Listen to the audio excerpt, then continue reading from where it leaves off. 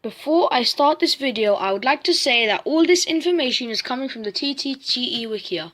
Link in the description below. Henry's precise origins are uncertain. The story goes that he was built from drawings stolen from Sir Nigel Gresley at Doncaster about 1919 by an anonymous locomotive builder who held a grudge against him and desired to steal a march on him.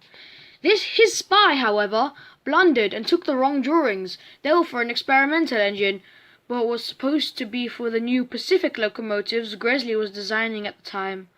The thief realized his mistake was too late, and Henry was built, with many resulting flaws and a superficial likeness to Gresley's Pacifics.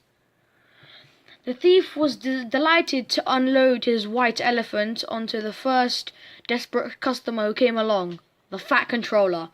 He had intended to buy a Robinson Atlantic of the Great Central Railway, but was tricked into purchasing Henry in 1922 instead, and had no choice but to keep him due to the railway being desperate for locomotives.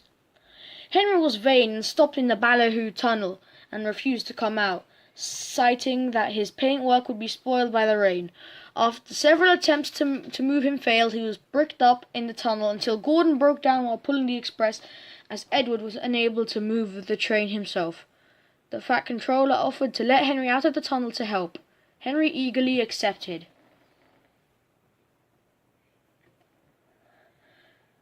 Several years later, a period came when the mainline engines were supplied with a poor delivery of coal, and Henry had difficult time of it indeed. He had strength to pull trains, only sporadically, in spite of numerous parts replacements.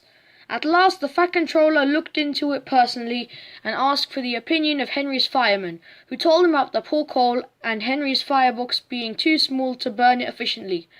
The fireman also suggested purchasing the high-grade Welsh coal used on the Great Western Railway.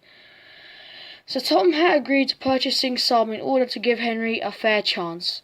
When the Welsh coal came, Henry's performance vastly improved, such that he was comparable to Gordon. He continued to use the coal until he had a collision with a goods train at Kildane while pulling the Flying Kipper, and was sent to Crewe to be rebuilt in 1935.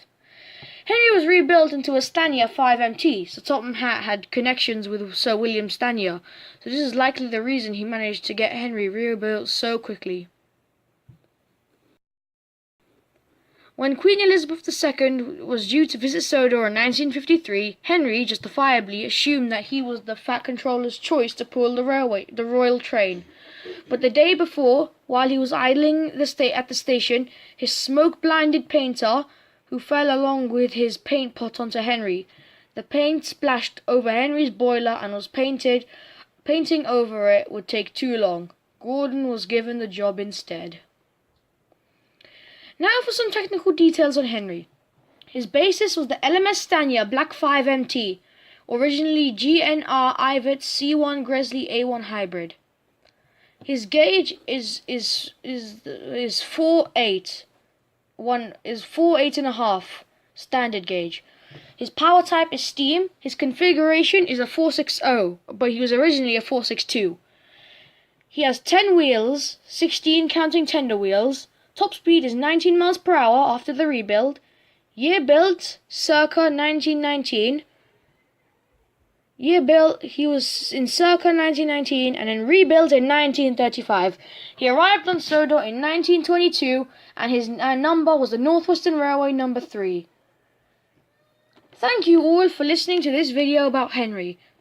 please put your suggestions in the comment section below, and suggest what topic you would like me to cover next on Sodor, its people, history, and railways. This is D261 signing out.